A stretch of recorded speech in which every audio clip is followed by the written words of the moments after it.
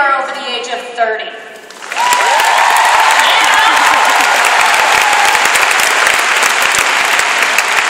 If you just clapped your hands, you are in a slow but steady state of decay. Because unfortunately, at about the age of 30, we reach a peak where our capacity to efficiently and effectively expend and recover energy peaks.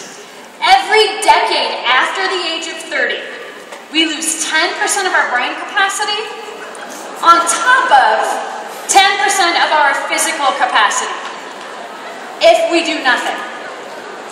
And when the lines of demand and capacity cross, we call this the train wreck. This is where you have a heart attack. This is where a relationship fails. This is where you quit. And you don't even have to wait for those lines to cross. You see the train wreck coming, and you start getting really stingy with your energy because you know you don't have enough to go around, which can have tragic consequences on your health, on your performance, and on your relationships. But the good news is, this is actually a really good news slide right here, because you are in control of that red line. You are. If you start training appropriately, you can expand your capacity physically, emotionally, mentally, spiritually, and you can do it at any age. It is never too late to start. But this is an illustration of why it's so important of you to take care of yourself. Training to be able to perform to your absolute best, because for most of us, life is going to continue to ask more. It's going to continue to get complex. We've got to train to be able to sustain performance. And how do we do that? By using stress to our advantage. Okay? A lot of times we think we got to reduce stress, minimize stress. If you're an athlete, that makes no sense. Stress is the vehicle for which you become extraordinary. Okay? So let's say I'm going out on a mission that requires me to have extraordinary biceps. All right? So how am I going to build the capacity of my biceps? I got to stress them. I got to go work out, right? So should I just go into the gym and find the heaviest dumbbell because I'm on a mission, I got to get going and just start cranking it out? No. I have to find an amount of weight that's just a little bit more than what my body's able to handle. And when I do that, I put tiny microscopic tears in the muscle fiber. In the next 24 to 48 hours, the body goes in to repair those tears and actually leaves the muscle stronger than it was before it had the stress. So I want you to understand this. Stress is the stimulus for growth, but growth only occurs during recovery. Physically, emotionally, mentally, and spiritually. Now, it's nice when we get to control how much stress we put on ourselves. The vast majority of the time, you don't get to control how much stress is coming in your life. The one thing that you can control, though, is your recovery.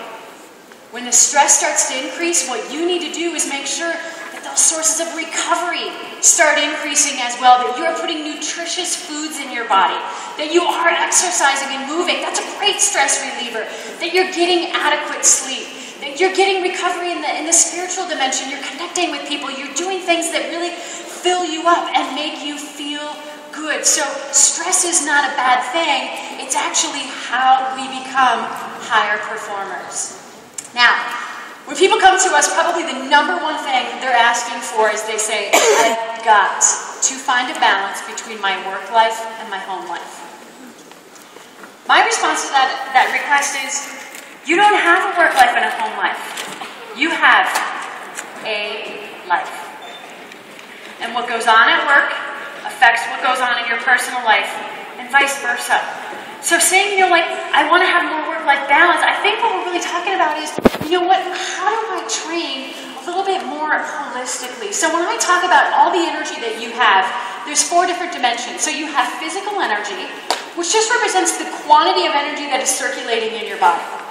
The emotional dimension of your energy, this is the quality of your energy. So is it positive, hopeful, opportunistic? Or is that energy more in the negative, pessimistic, maybe you're in survival mode sometimes? The mental dimension of the energy represents your focus. You're making choices. Who and what should get my full and best energy and who and what shouldn't. And then the spiritual energy, as I mentioned previously, is really the force or the intensity that's tied to your sense of purpose. So these are four distinct dimensions of energy, but they're also very interconnected. They very much affect each other. Also, as human beings, we develop from the bottom of the pyramid and we move our way up. But what we found actually is that extraordinary only happens when we start at the top of the pyramid and we move our way down. And what I mean by that is, I mentioned we have a 2.5-day program. And we're very scientific again, so we're very precisely measuring your lean body mass, your fat mass. We do a fasting blood workup on you. You're completing a health history questionnaire. I mean, we're gathering as much data as we possibly can. And it happens, unfortunately, fairly often that we get somebody's results and we actually have to pull them aside and have the private conversation. So we got this gentleman's information that, you know, his body fat was basically, it was almost off the charts. Blood work, a wreck. He was 50 years old, and he had listed that his father died of heart disease at the age of 52. So we pulled him aside and just said, were you aware? And he's like, oh, totally. I've known about this for a long time. You know, I'm working on it, but I'm very busy. You know, I travel a lot for work. I'm in charge of a lot of people. I'm working across multiple time zones. I also have a family. You know, exercise and nutrition, that's a luxury that I can't afford. And we said, but do you realize it's quite possible that you may only have 2 years left to live? And he crossed his arms and said, that's not going to do it. Because I just told you, I'm busy. He just started going on and on, his little story again. So we're like, wow, okay. I guess we're going to have to dig a little bit deeper. So we said, you know what? Also on the information that you gave to us, you listed that you had 2 daughters, ages 12 and 9. All right, let's fast forward your movie. Let's play your movie forward. You keep telling yourself your story. I don't have time. It's not a luxury that I can afford. And let's say it's your oldest daughter's high school graduation day. Your daughter turns to your wife and says, gee, wouldn't it be great if Dad was still here to be able to see this? And he was just speechless. Now, following up with this gentleman, he now exercises 5 days a week, regardless of his travel schedule.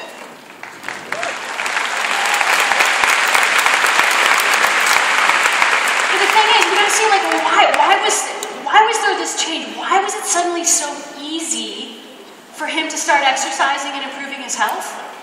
Because he got connected with his purpose. You guys, when we are clear on our purpose, we're clear on our energy. That for all of us to sustain high performance, to make change, to transform, we've got to first get connected with, what's my mission? What's my big why question? We've all got to start to really get clear on, you know what? What is my mission in life? What is the legacy that I really want to leave behind, both professionally as well as personally? Could you advance to the next slide? My clicker stopped working. So, really getting clarity on where we're going. What is our ultimate mission in life? And getting, so clear that multiple times a day you ask yourself this question. What is the most important thing for me to be doing with my energy right now? Because a lot of things happen in a day that your mission can kind of change. Also throughout various stages of our lives, our missions can change. But the important thing is we have to keep it constantly front of mind because, oh my gosh, you guys, there are so many things that are clamoring, screaming, crying for your energy. And what happens is we just start feeling like, okay, gotta do this, I gotta give this person that. We're giving our energy away with sometimes not really being strategic. I'm like, but is this really in alignment with our mission? We've got to be clear. So I actually, the story of how I became with Human Performance Institute. So in 1999, I was the director of wellness for another skincare, healthcare company. And we were having a global sales meeting, and they brought in the 2 founders of Human Performance Institute. I had never even heard of the organization before. I sat in the back of the room and I listened to them blow my mind. I was like, holy, this is what I want to be when I grow up, okay? But I was about 3 months pregnant at the time, and the story that I told myself was, these guys have got to get thousands of resumes every single year. So I'm not even going to introduce myself. And, you know, after I give birth, I don't know if I'm going to want to stay home, I'm going to want to work, but at least if the job fairy came and said, what would your dream job be? I'd be like, I know it, okay? I want to work for Human Performance Institute. So the company that I was working for got bought up by a much larger company who had a long-lasting relationship with Human Performance Institute. And I was doing a program with this larger company now, and they said, you know, Jenny, we heard that they're hiring, and it seems like you would just be such a great fit. And I was like, shut up. Are you kidding me? My bags are packed. So I went down to the corporate office, and it was like I landed on the planet of my people, okay? They talk the same way I do, they think the same way I do, probably much the way you feel about being at Armonk. So, yeah. So now I'm doing my dream job, which means I'm traveling and speaking. If I'm not traveling, I'm not working. And now I have a 3-year-old. And to be honest with you, I was pretty casual about getting pregnant and being a mom, like, yeah, whatever, be fine, okay? I was not prepared for how much I dig being a mother, okay? Love it. So, I'm now consulting for Human Performance Institute, and I'm still consulting for this hair and skincare company, but now I'm traveling a lot. And there's a woman at this hair care and skincare company that's the employee massage therapist.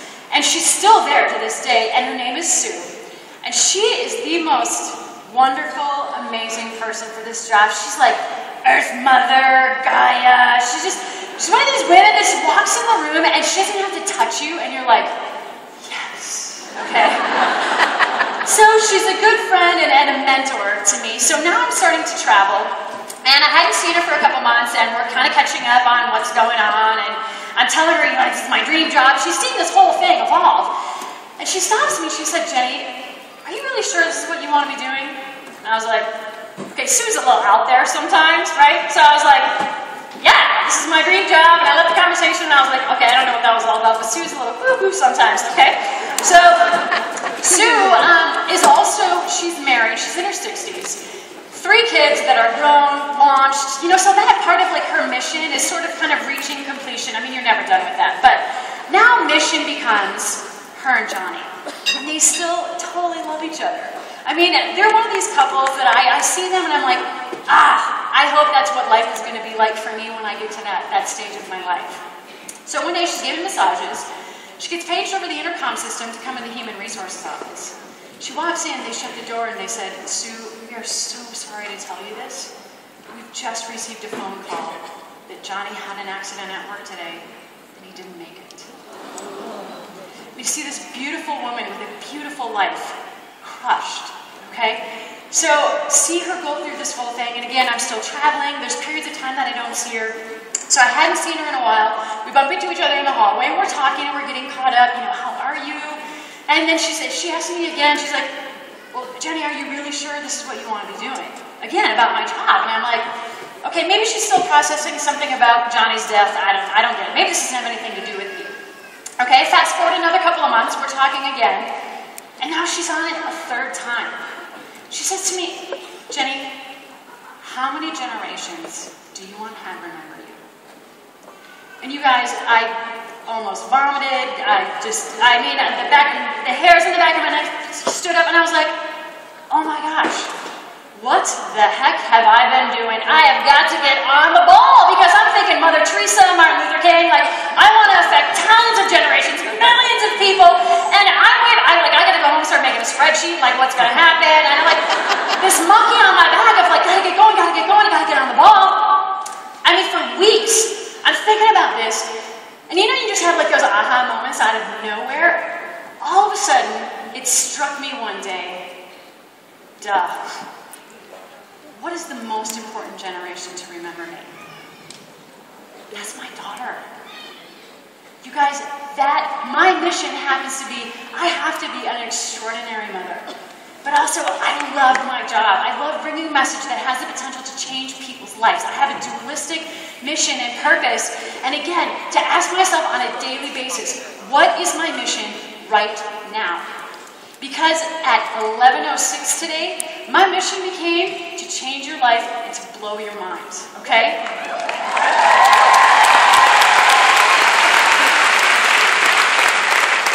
When I walk off this stage, my mission changes again because I brought my daughter with me. She's here in Vegas, her first time in Vegas. Okay, so my mission is like, one time, Mom, what are we going to do, okay? And then tomorrow, who knows what that holds? My mission may change again. But you've got to get clarity on your mission because I cannot emphasize this enough. When you are clear on your mission, you are clear on your energy investments. Arbonne, when you think about this, what's the mission of Arbonne? Okay, you have your personal ethics. You have the whole, Arbonne, the credo, the mission statement of everything, and these are the documents that tell you how you need to be investing your energy, who should be getting your best energy, how, why. I want you to start thinking about every single day, what's my mission within this organization? What's my mission within my family? What is my mission within my community? Because when we get clarity on that, you guys, all the rest of everything that goes on in our life, the busyness, the confusion, drops away. Everything becomes clear. And again, it becomes easy. So, the last thing I'm going to say is training. That all great performers rely on rituals to ensure that they have the appropriate amounts of energy, and that they're doing the right thing with their energy at the right time. If you think about this, athletes, do they have any pregame rituals? Yeah, to what they eat, to how they put their clothes on, to the music that they listen to. Think about rituals in the military, rituals that pilots have, that surgeons have. My friends, you have got to have rituals in your life to ensure that you have the energy you need to perform to your absolute best. And when I was thinking about this, I'm like, what's most important for this group? For you, I see top 4 things. Number 1, getting some rituals into place as far as looking at how are you managing your work time with your personal time. Because it's great to have flexibility in your schedule, but we all know that flexibility sometimes turns into the fact that you're always thinking about work, or you got a few spare moments, I'll just run to the office, I'll just make a couple of phone calls. That again, you guys think about this oscillatory rhythm again of when it's time for you to work, be fully engaged in your work. And when it's time for you to spend time with your family, or for you to take care of yourself, or make an impact in your community, be fully engaged in that. Also, rituals about how are you managing the many forms of communication that you're dealing with on a basis, phone calls, emails. Also, rituals around how are you going to expose yourself to stress? How are you going to expose yourself to storm? These are opportunities for growth. And then rituals around recovery. Your energy is finite.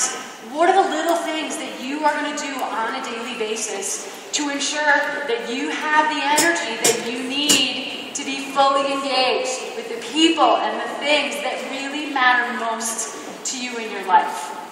So the last thing that I'm going to say is that it is my deepest wish for every single one of you in this arena is that get clear on your mission.